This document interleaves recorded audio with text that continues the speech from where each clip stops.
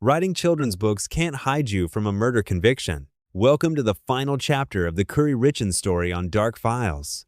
As detectives dug deeper, the house of cards collapsed. They tracked the cell phone records, uncovered the secret life insurance policy changes made without Eric's knowledge, and found the illicit transactions. Yet, even after her arrest, Kouri maintained her innocence, attempting to spin a narrative of a frame-up job. It didn't work.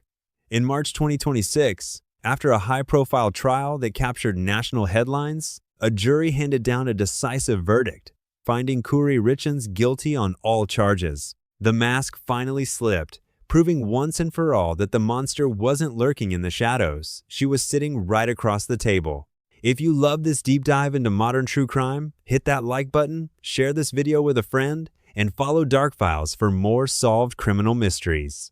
She wrote a best-selling children's book about how to handle grief, while investigators say she was actively planning her husband's murder. Welcome back to Dark Files. In March 2026, a Utah courtroom delivered a verdict that stunned the true crime world. Meet Kouri Richins, a luxury real estate agent, a mother of three, and seemingly a grieving widow who poured her heart into a self-published children's book titled Are You With Me? Following the sudden death of her husband, Eric Richins. To the outside world, Kouri was the picture of resilience. She appeared on local news segments, tearfully discussing how she guided her young boys through the unimaginable loss of their father. But behind the glossy facade of their multi-million-dollar Utah lifestyle, a dark, toxic reality was brewing. Eric and Kouri were locked in a bitter financial war, a sprawling web of secret bank accounts, hidden life insurance policies, and a crumbling real estate empire. Eric had reportedly told his family that if he ever turned up dead, they should look closely at his wife. He had no idea how prophetic those words were. If you want to find out how a simple Valentine's Day dinner became a fatal trap, make sure to like, share, and follow Dark Files for Part 2.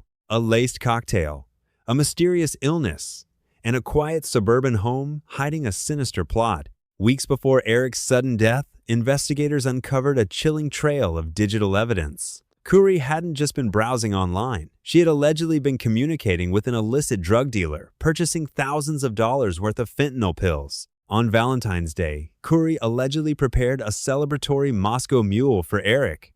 Within hours, Eric was violently ill, telling friends he felt like someone was trying to poison him. He survived that night, but the warning signs were ignored. Just a few weeks later, on the 4th of March 2022, emergency services were called to the home. Eric was unresponsive. An autopsy later revealed a lethal dose of fentanyl 5 times the fatal limit slotted cleanly into his system. To catch the explosive conclusion of this trial, please like, share, and follow Dark Files for Part 3.